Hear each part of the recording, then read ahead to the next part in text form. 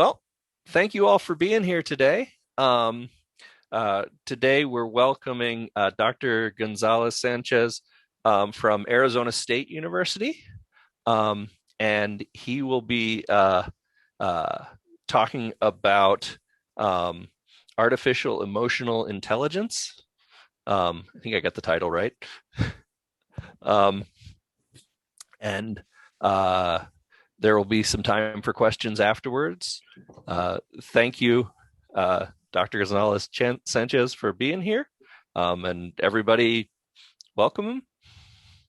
Thank you, everyone, for the invitation. Thank you for having me here. I appreciate it. Please feel free to ask in any moment. We can have a conversation about this topic. In any moment, if you have a question, I am reading the chat, or you can raise your hand and we can talk about it. Artificial emotional intelligence. First, myself.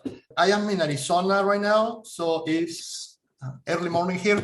I work for Arizona State University. My research is with intelligent systems. So the examples of projects that I am going to share with you, the slides, the pictures, is things that we do here. We work with this idea of recognizing the emotion of the people and somehow apply that knowledge to improve software in different areas. I am going to show you example with video games, just because my students like the idea of playing with video games and emotions. But in the serious part of my work is more about education and healthcare. I teach software engineering. We develop software, human-computer interaction, and a lot of programming language compilers and computer graphics. Computer graphics, just because the pictures, the visual things, is the best way to kind of modify the emotion of the user. So try to close the loop. You recognize the emotion, and then you do something to change the emotion, and then something else happens, and the loop repeats. I am from Mexico. I love traveling and taking pictures. So that is the reason of these things. The topic, emotions. The concept here, what I am going to be talking with you is emotions are the most important part of being human. The idea is your emotions right now are more important than your rational thinking. Someone can tell you that this class is the best class that you can take, that that thing is the best thing that you can do for you, for your future, for whatever. But what you are going to do is what makes you feel better. Your emotions are going to have a priority and are going to control what you do. Usually I ask my students, why are you here? Why did you study this particular career? Whatever, computer science, engineering. You can think that it's because the money, or it's because you took a very rational decision reviewing several different options. Think again. Somehow, in some point, there is an emotional reason. There is something that makes you feel good about being in the place in which you are right now. If you think about the best class that you took in the university, if you try to remember your best instructor, was really the best because the knowledge, because what you learned, or is the best because your memory is there, because some kind of emotional reaction? That guy was really good speaking. Up and down the voice. Move the hands a lot. Make jokes. Maybe was really, really bad, but you still remember. And again, it's because an emotional reaction in that particular class. The most boring one, the most exciting, whatever, something that trigger an emotional reaction. And that is important, most important than other things. Thinking about, in particular, about decision-making. What do? Your homework or play video games? And there is a reason the video game makes you feel good. If you are in a hospital and you are receiving care, what is more important? Having the knowledge of everything that is happening? Yeah, that is important. But you know what? Having someone that talk with you and treat you in a particular way that make you feel good, sometimes it's more important. For some people, it's more important. And well, the example with the school, right? Yeah, that class is very, very important for my future, data structures, algorithms, and so on. But if you have in front of you someone that do not make you feel excited about it, maybe you're going to leave, even though rationally it's like, that is important. So that is the reason, because all this idea with emotional intelligence, with the computers, because at the end, if you think about it, yes, emotions are important for you and for others, but how many times during the day you are with a computer? And with a computer in the slide, and right now is your laptop or a big desktop computer, but I am talking about your cellular phone or any hardware device. You know what? The full day, you are feeling something and you're expressing that feeling. And your computer, your phone, your watch, whatever, is there and can know how do you feel. Now, the idea of this knowing how do you feel is two things. Your computer knows how do you feel. Your computer can share that information with others, with other computers or with other humans. But also maybe your computer can react and give you something as a reaction of knowing how do you feel. And that is what we want to do with the software. And that is the concept of software systems, emotionally intelligent. That computer, that software, that system that is able to recognize your emotional state, your emotions, and react in consequence of that. Obviously, the idea is react in a good way. We can talk about what is the good way. Anyway, in that concept, what I want to share with you is 4 things quickly. Number 1, several key ideas, concepts, things that we need to understand before we begin. Second, the data. If we're going to talk about artificial intelligence, we need to talk about the data. That is the first step. And the data, I want to show you the raw data and some ideas about how to process that data.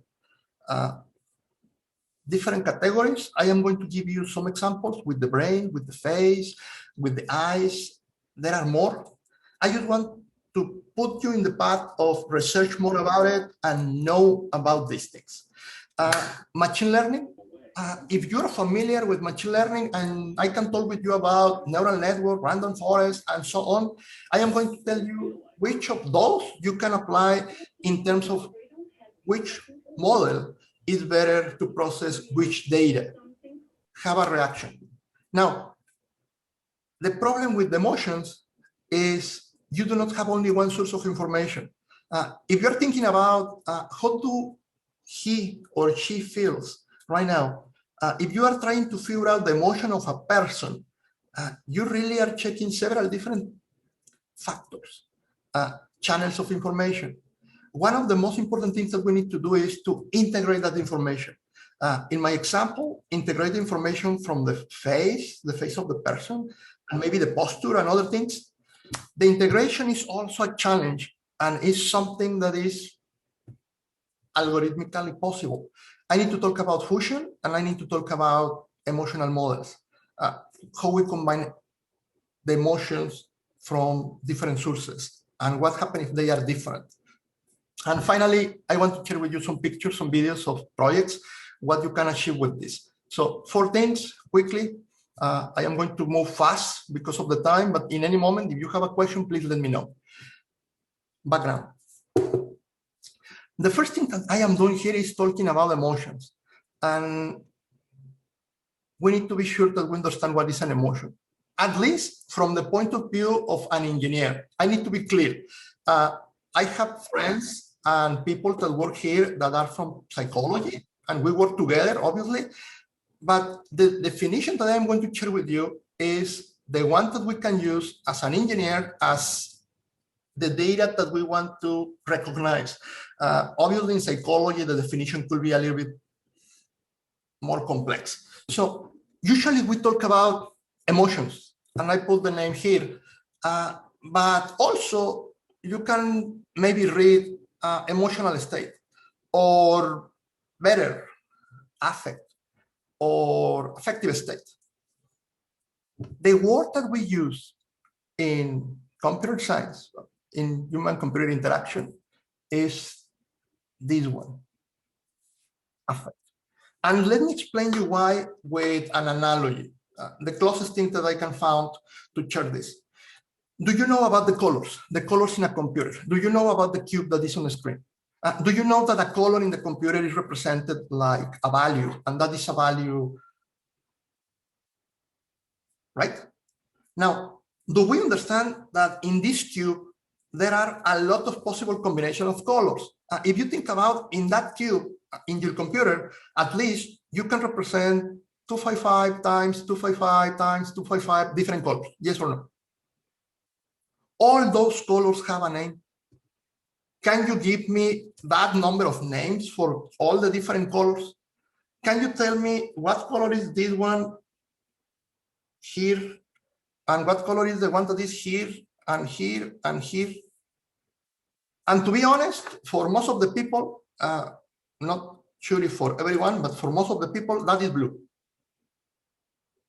But it's not true, because you have the blue with 255, and what about the 254 and the 253? What happened with us as a humans is that we have all this combination of colors, all this combination of red, blue, and green, but only some of them are important to have a name. It's exactly the same idea with emotion and affect. Think about an emotion like the names, the discrete values, and think about affect as all the possible combination. So there are more affective states than emotions. And some emotions are names for a particular affective state. What we're going to talk about here is affective computing, because we talk about the combinations. Now, you can be thinking affect, and well, here we're talking about RGB, the different combinations of red, green, and blue. With emotions, what? With emotions, we're going to be talking about a combination, a space with pleasure, arousal, and dominance. Pleasure, arousal, and dominance. Those are the three X's to classify any emotion. You're going to have something like this. If you are right now excited, or if you are right now bored, that is the name for those particular points. But really, those points are in this 3D space in which boredom is pleasure, negative. Excitement is pleasure, positive. If you're excited or if you're bored right now, the pleasure that you're feeling is positive or negative. Arousal, boredom, negative. Excitement, positive. Arousal is connected with your heart, right? When you're lying, whatever. Dominance. In both scenarios, the dominance is negative. We're going to talk about this, but dominance is this impulse to do something, to change something. In those three X's, you can put any emotion. I just give you some examples. So all these dots are affective states or affect, and some of them have a name that we can recognize, like the one that I put there, and they are emotions. So recognizing an emotion is sometimes about recognizing clusters, small zones there. When you don't care about the tone of the blue, you just want to know that it's blue, going back with the colors. You want to recognize an emotion that is around there. But if you want to be more specific, you want to recognize the affect. You want to recognize exactly in which point you are in this 3D space. And that is the first step to be intelligent. Recognition. Recognition. Okay, so far, so good. Now, why we want to recognize that? We want to recognize that because we want to be empathetic. The full idea of the intelligence is empathy. As a humans, our emotional intelligence is about recognizing these things in other human beings in order to have a reaction according with that, a positive reaction. It's not about feeling the same thing that the other is feeling. It's just about knowing what the other is feeling. So my reaction is according with that. I can recognize that my students are bored. I do not need to feel bored for the topic. The only thing that I need to do is I know that they are bored, even though I am excited, but they are bored. And if I am the instructor, they are the important ones. I need to do something to change that emotion. I need to do something to move from here, there, and you can notice they are the opposite. And that something is moving my hands, raise my voice, do a draw, whatever. But that is going to show empathy, intelligence, whatever I do. So far, good.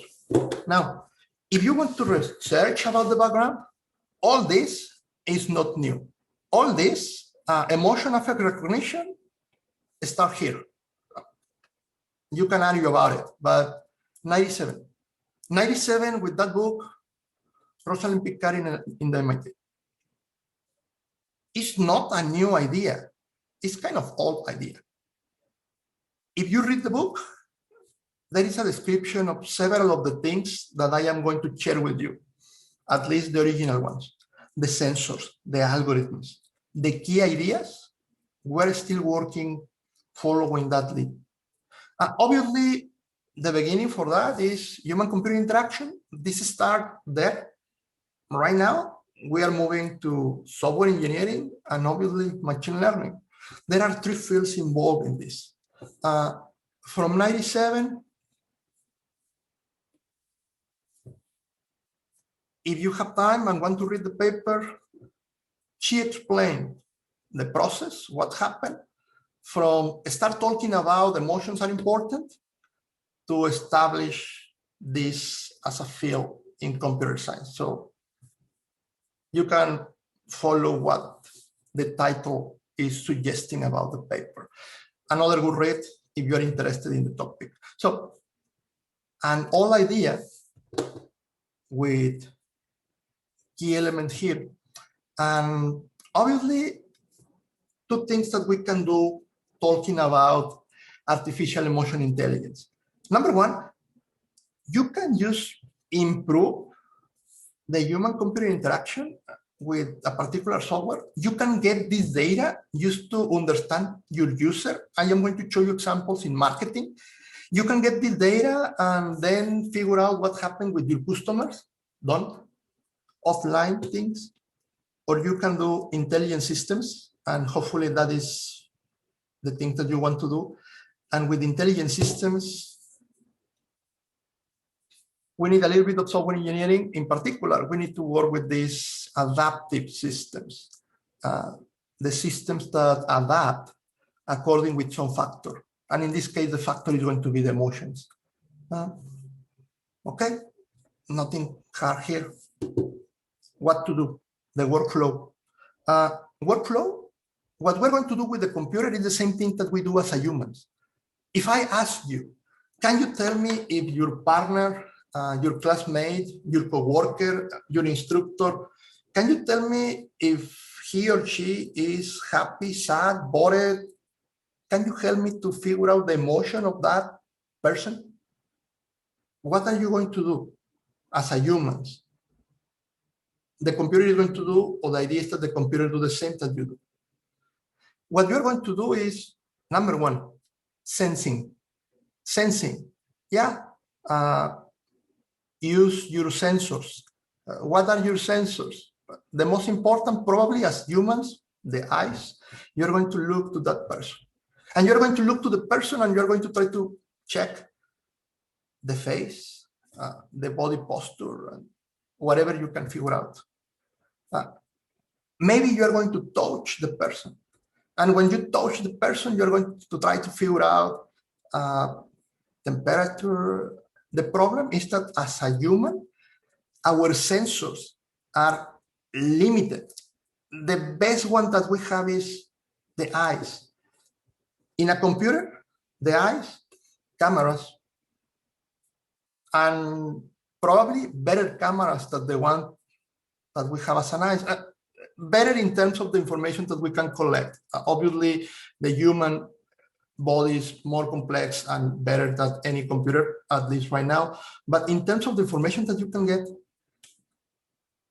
we as a human beings can collect, can sense a very limited information from another human being, a computer, and things that I want to share with you. With a camera, you can check the face. With a camera, you can check the posture. With a camera, you can review the eyes of the person. If I try to review the eyes, the pupils of my students, probably I am not going to be able to do that. Your computer, your phone, is able to know exactly the size of your pupil and where you are looking at on the screen, the letters that you are reading, period. So we have a pretty good knowledge of the stimuli. I am going to show you a picture later. Moreover, the computer will know your brain waves. What is happening in your brain? No, that is only happening in the hospital. My computer can know that. I am going to show you. That is one of the things that I want to talk about it, just because that is something that you cannot do with other human beings. That is something that the computer can do, and that is going to be a big difference of the things that we can infer. Anyway, the brain, the eyes, the face, the posture, and obviously, if you're using any device like a watch or whatever, heart rate, body temperature, several different physiological measures that the computer know about it. All that is the input data. And what we do with input data, we have algorithms to process the data. Machine learning, right? A bunch of data go in, and what we want to do is to figure out conclusions, figure out features, results. The results here, your emotional state. Okay, I have here information about your brain. I have here an algorithm. And that algorithm is going to tell me, according with what is happening in your brain, your emotions. Your emotions, a particular one label, if we want to use this idea of only the name of the color, or probably a combination of values, if we want to use all this vector. And with the information from your eyes, or the information from your body posture, or whatever, different channels, different algorithms. And what is going to happen? That each of these is going to give me a value. If I have more than one sensor, if I have more than one source, the last step, I can use another algorithm to put together the individual inferences that we have from the individual sources. I am looking at my partner, my student, my classmate, my coworker. Input number one, I am looking at the face, and the face is telling me he or she look happy. But then I am listening to the voice in a conversation or whatever. And maybe the voice is telling me that a different story. Is mad, but the face is happy. Which is the conclusion of that? My brain is going to start to trying to match the two channels. We need to do the same in the computer. 1, 2, 3 main steps. After this, here we're going to have some result. Again, a discrete value or a combination of values like a vector. And with that value, we can trigger something in a piece of software. Very simple idea. details. Because right now you're thinking like, okay, that is simple, but give me the details. I want to start working. Good, details. Let's move to the next chapter. Let's talk about the sensing and the perception. Sensing and perception. I am not going to go into the details with the psychology, but sensing, collecting data from sensors. Perception, understanding the data that come from the sensors. Two different things. Number one is receiving the raw data, if you want, as I mentioned before. And this is kind of the intelligent part. Again, I am talking about the process as an engineer, collecting data, understanding the data. I am going to talk about this part first, and then we can talk about integration, the second part. Sensing. I am not going to talk about all the different sensors that you can use and all the different things that you can collect or analyze, but let's talk about the interesting one and the easy ones. And I am going to mention others. So the most interesting, the brain. Our brain is working with electricity. And we work that basically what the brain is doing is electricity is moving from one point to another. Again, I have friends and people here working in biology, so they can provide an explanation deeper and more specific. But from an engineering point of view, you have electricity moving from one point to another. What happens when electricity moves from one point to another? There is an electromagnetic field around, right? Physics 101. We are like this. When you have people working on the street, we are sending electromagnetic waves to the environment. We are antennas walking around. And if you have antennas walking around sending information, the only thing that we need is someone to receive that information, something to receive that information. You have a lot of people in the street or around you, and all them are sending information from the brains. Moreover, that electromagnetic signals represent what they are thinking and feeling. The only thing that we need is to catch that signal. We already do that in the hospital, right, for medical purposes. Can we do this for a computer to analyze emotion things? And it's, yeah, I mean, there are a lot of devices right now, like this one, Emotive. And yeah, it's pretty safe. You can put in a child, my students, whatever. You put something like this in the head of a person, and what you are doing is, in each of these points, you are reading a voltage. You are receiving a signal. Because if you remember, you have electricity moving in the brain, electromagnetic things going out, and when this electromagnetic thing go out and cross another conductor, you get a voltage again, right? That is a summary of the principle here. So one device like this, and you are checking not the electricity in the brain, but in particular areas of the brain. Are you familiar with this device? Do you know the cost of this device, for instance? What do you think the cost for the device? $3 million. Is cheaper than an Xbox. This one in particular have 14 sensors, and this one in particular, the last time was $799. I am not updated with the cost, but something like that. There are other with only 5 sensors instead of all this, only 5, and that one the last time was $299. So you can understand the idea: more sensors, more channels, more information, because more points in your brain. But you can have this with 14, 5, and there are even devices with only 1 here, not from this company, for a different company, but there are only one, lower than 100.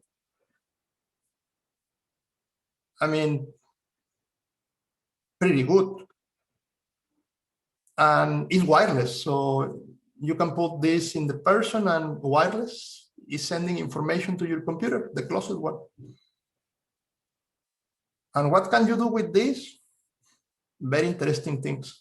Anyway, to close the thing, you are reading these points in the brain, and good news, there are a huge research understanding what part of your brain is connected with what. One thing that you can do, and it's the one that I am interested right now, is about the emotions.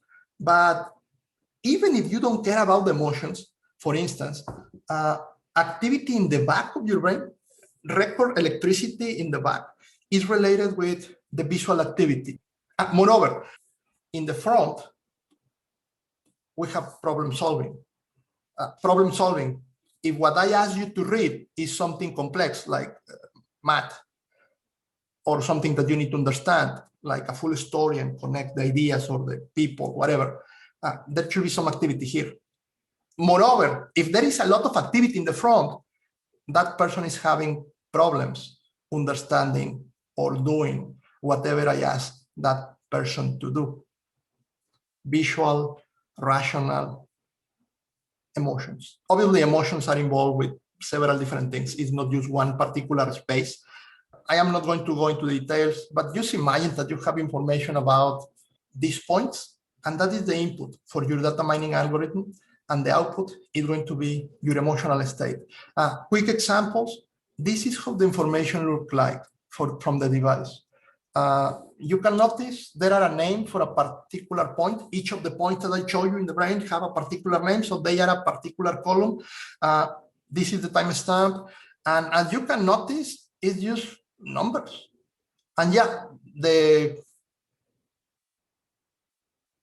line is numbers in this level of values. Nothing in particular. 4,000 is just the line that we use for the values, but you can notice that the change are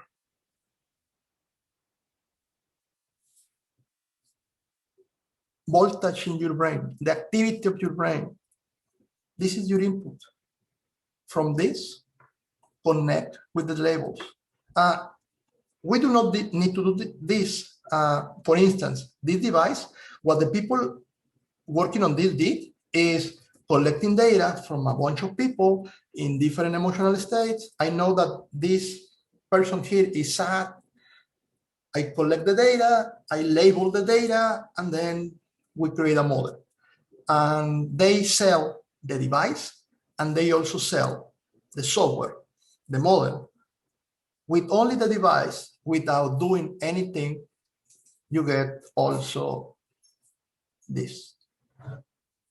The device gives you this information because inside of the device there is a model for inference results.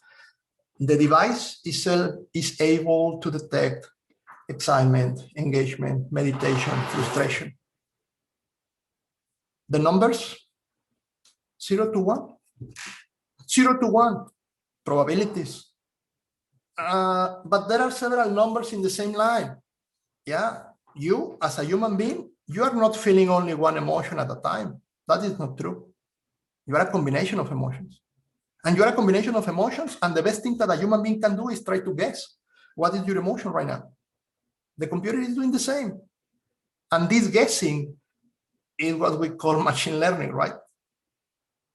We are trying to figure out one of these labels, the probability of they to be true, one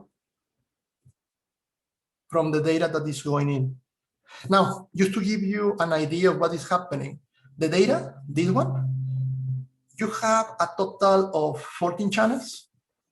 And in those 14 channels, in each of them, you are reading 128 values per second.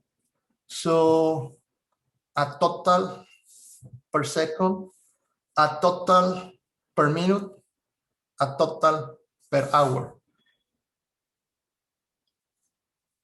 let me be clear. You're going to detect the emotion of a person. You can use the values in the previous millisecond, or you can put together the values in the previous second, or you can put together the values in the previous. You decide the time according with whatever activity is happening with the user, right?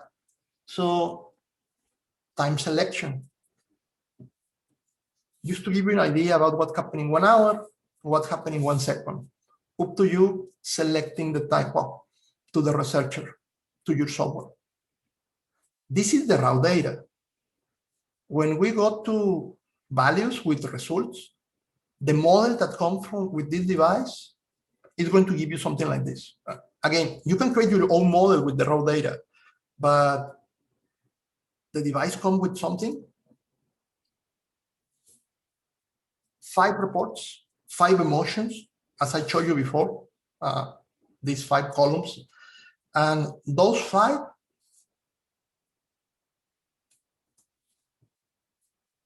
times per second. Did you notice we go from 128 per second to only 5 per second? 128 inputs and only 5 results? You can imagine what is happening, right? We need a bunch of that raw data, and then we can create one output. So from hundreds to only 5. That is what the device do. If you can create a better model, great. 25 emotions recognized in 1 second. So what can you do if you know 25 times in a second the emotional state of the person in front of you? What can the computer, your computer do, your cellular phone do, if 25 in a second know your change in your emotional state? It's a lot. And it's more than you can do as a human, right? I mean, how many times do you need to figure out the emotion of the person in front of you? Can you do 1 per second? And to be honest, you need that second at least to look at the person. I don't know. You can take your time, but 25? The computer is better. Well, I think so. The results are good, but hopefully you identify that here there is a big opportunity for big data, deep learning.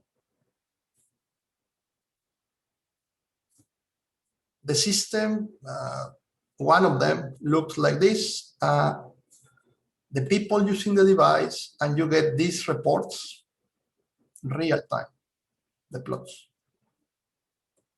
in different representations. What you do with these values, up to you, and it's only 1 channel.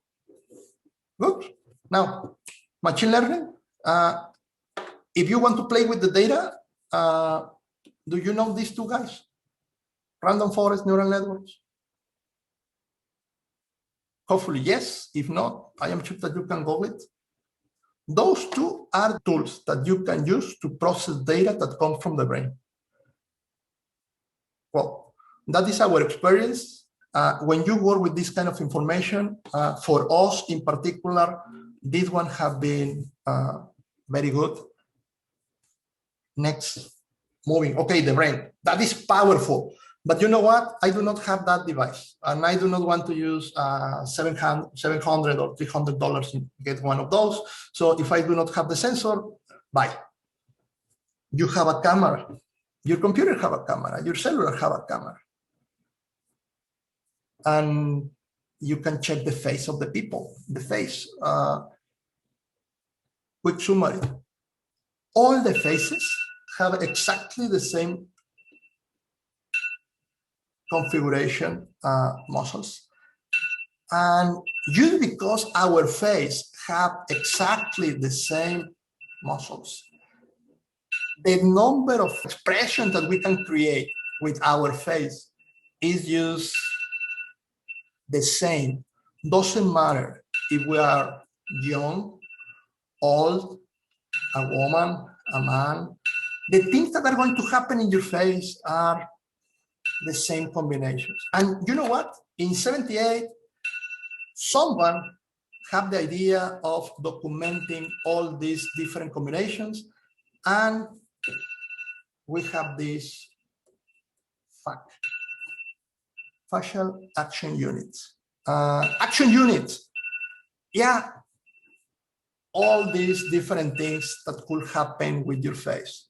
You can do this, and that is the 27. You can do this, and that is the 26. You can do this, and that is the 19, and so on. There is a list.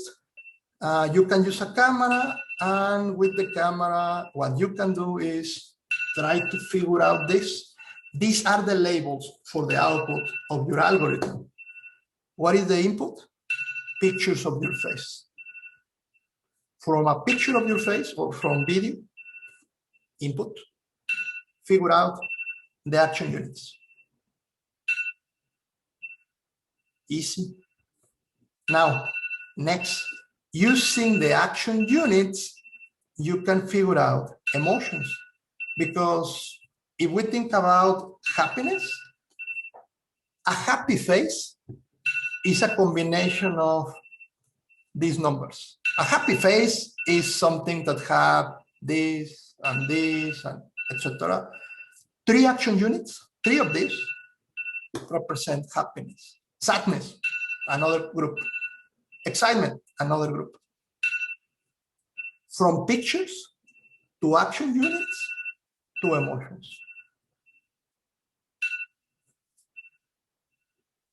Not so hard. Well, there are a lot of combinations possible, but we can do something about it. Data. If you have a camera and you implement some kind of image processing, and then you go to the action units, and then you go to the emotions, what you are going to have as an output is something like this. Something like this. This in particular, I am going to mention this in another slide, but SVM. And are you familiar with the name? And hopefully, yes. Classification. Input, pictures. Output, this. This. Again, 0 to 1. 0 to 1 for particular emotions. And they are different than the emotions that we detect with the brain. A question later is going to be how to put together these emotions here, thinking that do not exist before. What thinking is going to do when I combine that thinking with excitement or something that I have from the brain, in case that I am using the brain and also a camera. Stories, but this. If you have a camera, how many pictures your camera can take from the face of the person? How many images do you have in the video? Depending on your camera, but that is a good guess. 30 frames per second. How many times can you guess my emotions with that number of pictures? You can agree that the video is just a group of pictures. So what you have in a video is this number of images of my face.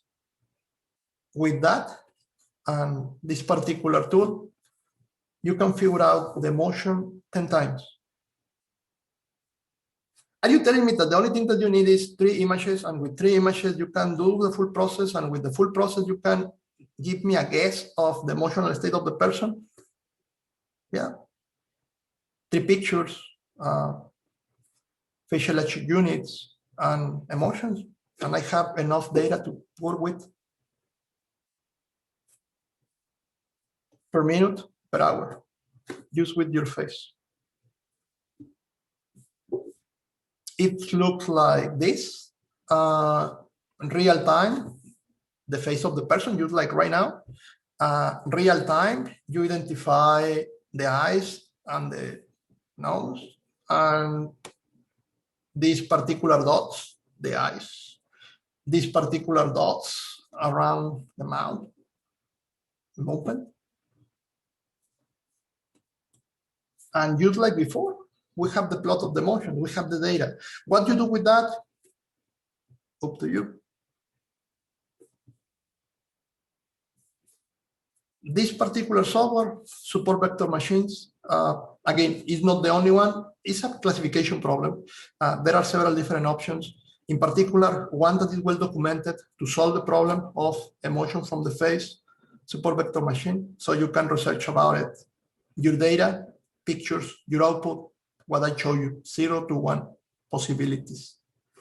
Face, okay, this is better. I have a camera, the camera can be looking at the face. Exactly the same thing if your camera is looking at your body.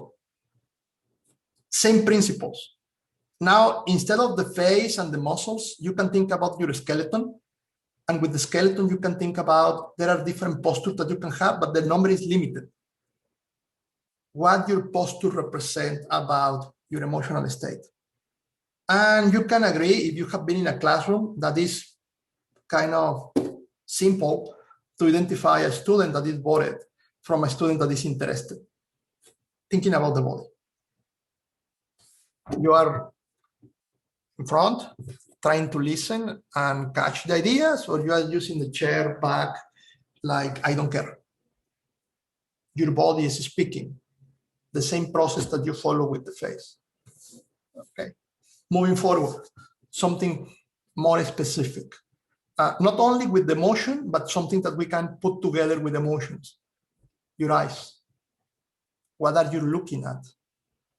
Your eyes. Very simple idea. Your eyes receive light and also reflect the light. The basic principle here is if your camera is looking at you, your eyes, your pupils are reflecting a particular amount of light. So the camera in your computer is looking at your face, and in particular can identify your eyes, the position of your eyes, the size of that light that is going back. And you know what? That light, according with the position of that point in relationship with other features in your face. So think about it. If you take a picture of me right now, like this, you're going to notice white dots in my eyes. But also, if you apply filters to this picture, you're going to notice that some features of the face are still there. In black and white, just filtering everything, forgetting about the picture, but just trying to identify the small things, the small details, the shadows. And you can identify the position of this particular dot in relationship with what is the space of your eye. The white part of your eyes versus this light or more luminous point inside. And with that detail, you can know exactly X and Y coordinates of what you are looking at. Obviously, if we're talking about a screen, step number one, you need to do some kind of configuration. You open your computer, you have some device for that, usually light, infrared light, and the system is going to ask you to look to the dot, to the top, right, left, to the down, right, left. So the computer is going to have an idea about the measure of your screen and how far you look at. With that configuration, with this device, you can know exactly what are you reading in your computer. What is the cost of something like this? Are you familiar with eye tracking, Toby in particular, cost of the device? Any idea? Just get cheaper than the brain, hopefully. Yeah, cheaper, 200 or 300. Now, that one for the computer, but you know what? Exactly the same principle you can put in a glasses. can I ask a person to use glasses, walk in the street, and can I know exactly what that person is looking at? Yeah. I am going to show you a video. Same principle. The only thing that you can get from the eyes is what are you looking at. It is important because that is the stimuli for the emotion, but also the size of your pupil. The size of your pupil is related with your emotional state. Bigger or smaller. Data from these devices. Important things, obviously, X and Y coordinates in function of your screen. In this case, it's a case from the screen, but the pupil. And you can notice how that information change. Other things that you can get, but the pupil, maybe is the one that I want you to notice. And again, a timestamp per second. Similar to the previous one, you have 30 frames per second. This is a camera at the end, or 60, depending on the quality of the devices. In this case, more than inferences, it uses the values. This particular device do not give you a model to infer emotions. It use, there is the data. Use the data to connect with emotions. You can research, check for papers for research about pupil size versus emotional state. There are models that exist outside that connect that thing. So the eyes looks like this. Think about it. One screen, we know what you are looking at. And if we put this device here, we are reading your emotions in your brain. What could happen if I put together these two sources of information? I am going to show you. So no machine learning involved here. Mostly for the coordinates, use geometry. More than that, I do not have time to tell you everything, but you get the idea. What about heart rate, your temperature, and so on. Raw data, different things that you can do. I am going to show you these three.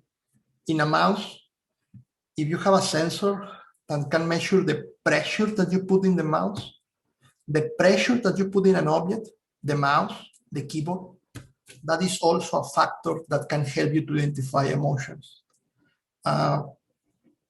Anything that you use, temperature, heart rate, or whatever, can help you to detect emotions.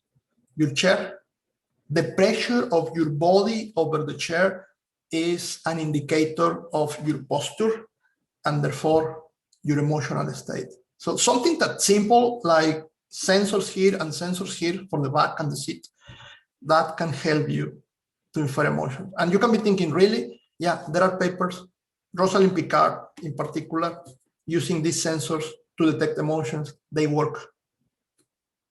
Okay, a lot of things.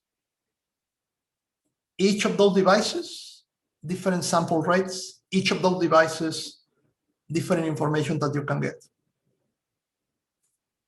Next step, put everything together. By the way, the sensors that I showed you at the end, random forest and deep learning, the list is very, very long about the things that you can do.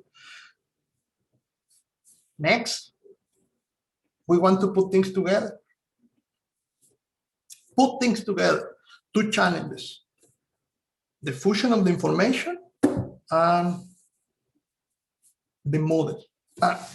What I am talking about, two things. What happens if I tell you that two numbers, 100, 200, 100 miles, 200 kilometers, and I ask you to put these two numbers together, to add the numbers. One thing is adding the numbers. Okay, 200 plus 100 plus 200. Yeah, but you have a problem. They are in different units. So the first thing that you need to do is to go and put them in a common model, in a common unit, and then you can do the addition. With emotion, the same idea. If we have two 0, 1, 0, 1. We need to put them in the same model, and then somehow we can put them together. Let me be more specific. Number one, machine learning. Just because we have different channels and each of the channels have different speed. I show you the brain with 5 lectures per second. I show you the camera with 10. If you put the information together in a table, what you're going to have probably is a lot of empty spaces. You have your data with a lot of empty spaces. And I am showing you here just a small period of time. What you have, what you can do with this data, what is that? Sparse learning? Yeah, a bunch of algorithms that you use to process data when you know that the data is sparse. Sparse, yeah, looks like this with a lot of white spaces, with a lot of things missing. You can process the data and let the computer understand that there are things that you do not have. Or you can assume a state machine model. What is a state machine model? You can notice there are no empty spaces. Why? Because the state machine model is, you know what? Half an hour ago, I look at you and you look happy. So I haven't looked at you again, but I am going to assume that you are still happy. That is a decision that we take. You want to work with the sparse data? Good. By the way, it's more complicated. Or you can do the assumption that whatever data is the last one that I get from your brain or from your face or from your posture or whatever, the last reading is still valid until I get a new one. Think about in the classroom. If I am the instructor and I am looking to my students and I have 100 people or 10 people, what I am doing is looking to the face of the 100 or the 10 people, whatever, and I am assuming that the first student that I look at is still engaged or bored until I finish with the others and go back to him. And I have a new reading of what is happening with the first one. Assumptions. The computer can do assumptions. We call it state machine model, in the same way that we as a human do assumptions. Or you can work without assumptions and you move to a different field. Very interesting, more complex. Up to you. Now, that is about the numbers, about the models. There are several different models and several different ways to think about emotions. But I want to go back to the one that I mentioned before, the one that is equivalent to this RGB for the colors.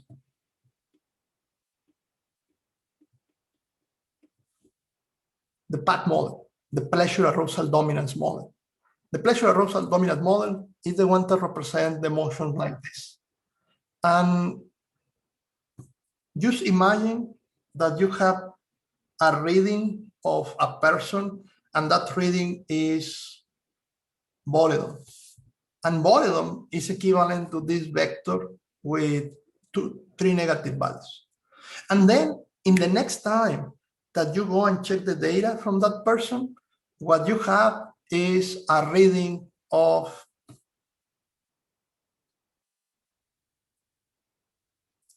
frustration. So frustration, boredom. I am talking about the emotion that is at the top in terms of the values. As you noticed before, we have several different emotions. So if I have those two and I want to combine those two emotions, what do you think we can do in this particular model? As you notice, instead of talking about kilometers and therefore frustration, or instead of talking about miles and therefore boredom, we are forgetting these names.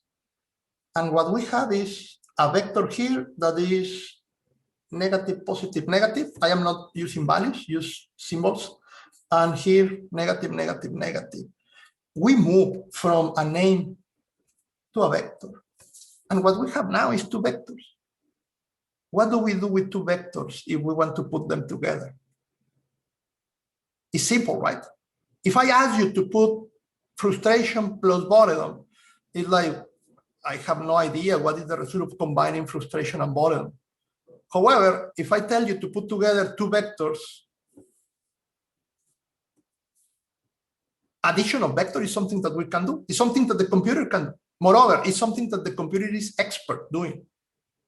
It's the same thing that you do for computer graphics. Moreover, you can use a GPU to do addition of vectors quickly.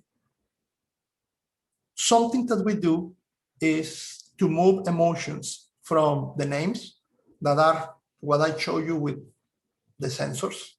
That is what we get from one channel. We change them to vectors in this pleasure arousal dominance model because we can play with the vectors. We can do addition of vectors. And what we're going to get, if we put together all this, is one vector, one dot, that is going to represent the addition of those emotions. So do you remember the brain that report 5 emotions? And then do you remember the data from the face reporting another 5, whatever? Put all of them together. And what you're going to get is 2 things. This vector is going to move to a particular zone. One emotion is going to confirm the other. Or you're going to have something that is crazy at the center because the emotions nullify one to other. Good news, you have a lot of measures per second. What we do here, if we get information that is not pointing clearly to a particular zone, we ignore the information. It is better to do nothing than trigger a reaction according with data that is not confirmed. When you're working here, whatever information you have that is at the center of this space is kind of unsure information. But when you have something that is in the corners, something that is a value, big value, obviously normalized, that is information that is more secure, that have been confirmed with several different sources. With that, you can work. Now, you can work, and what can you do? Projects. What can we do with these things? Emotional intelligence. We can start with use collecting data, and we can move to more interesting projects. I am going to show you what my students do. Number 1, do you recognize the screen? The thing here. Hopefully, it's a game that you know. What happens when you put in a gamer the headset that I show you and ask the gamer to play Guitar Hero? Those things, the circles, represent what the person is looking at. And in this particular case, the blue color, engagement. Engagement from one person playing the game. What do you think? This person is an expert player or a novice player? Engagement, the size of the circle is the time that that person is used looking to that particular point. So the size is time, the color is engagement, and well, with the headset. Can you tell if this one is expert or novice playing, used with that things?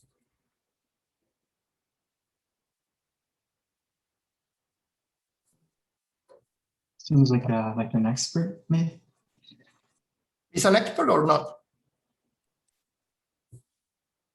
I think so. Okay, let me tell you, he's not an expert. How do you know?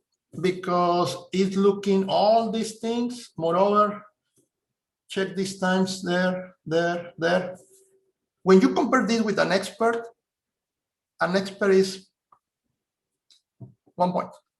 And 1 point around here. The expert is when if you're familiar with the game, there are these notes that are going back down. So an expert is in the point. A novice, more like this. This one is frustration. Frustration, a gamer playing the same game, you can notice what is happening. This one is also not an expert, and you notice that particular results because of this. Did you notice frustration? And what I am looking at is the score. An expert never looks to the score. Oh, usually do not look to the score. The expert knows that it's performing well. The computer knows. Same idea, but reading. This is a book on the screen. I mean, 2 pages of the book in a PDF. And we ask people to read. And in particular, this is the summary of engagement. Engagement of someone reading. Can you identify what is the best part of the book?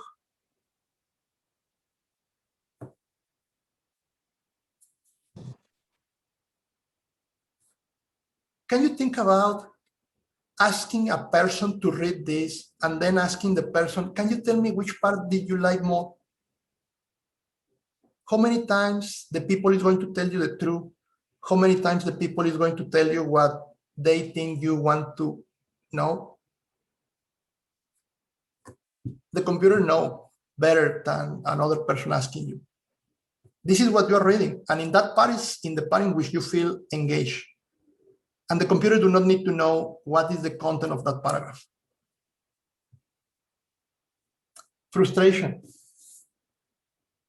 The same book, in which parts the people feel frustrated. Obviously, we're talking about different people, right? Something that I want you to check, engagement. There is a picture here. Frustration. There is a picture here. Did you notice the difference between engagement and frustration? The people that is engaged with the reading don't care about the pictures. When you are frustrated, when you do not like the content, when you do not understand the content, your eyes go and search for the picture used as a distraction.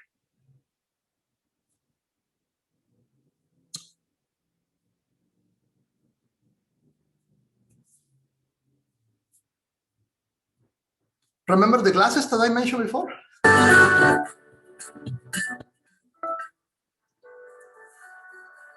One student walking in the store, and the yellow dot is what that student is looking at. It's not clear in the video, but the idea is we know what you are looking at, and there should be a bar moving here that represent what are your emotions looking at that.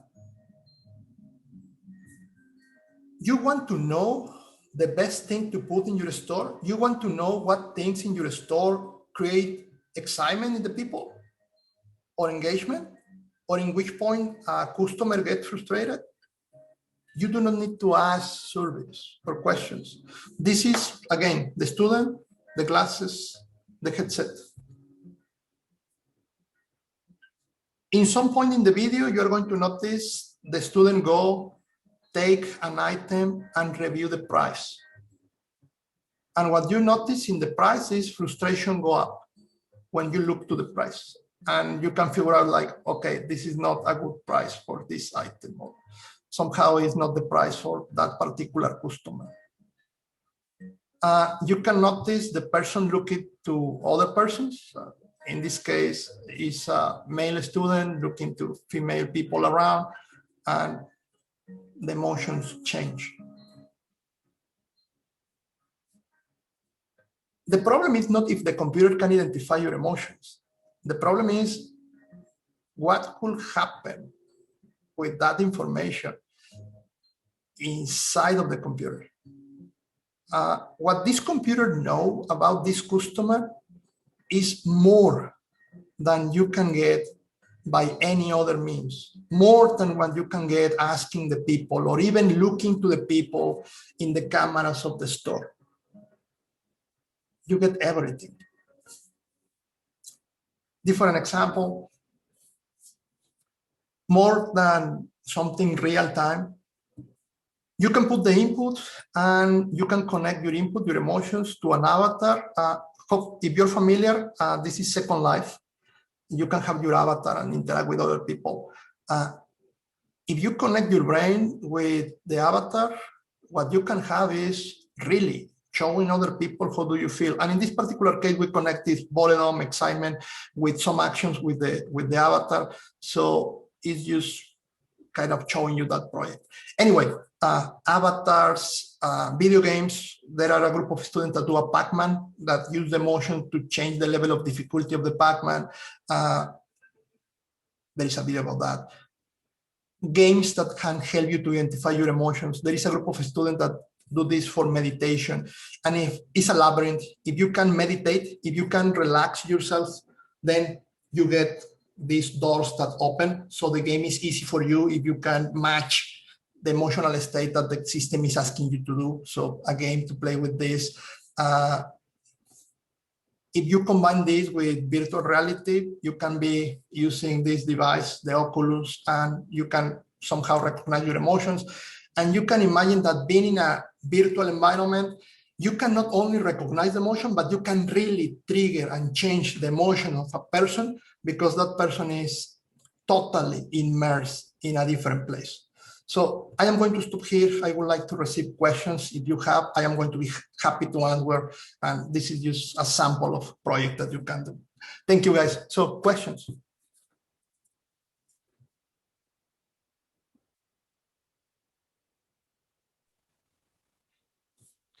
Well, thank you very much. I appreciate your talk. It's really interesting stuff. So I'm gonna thank you again. I appreciate you being here. My email, any question, if you want to follow up the conversation, please do not hesitate to do it. My email, my webpage, some of the videos that I didn't show you are there in my channel. So thank you for the invitation.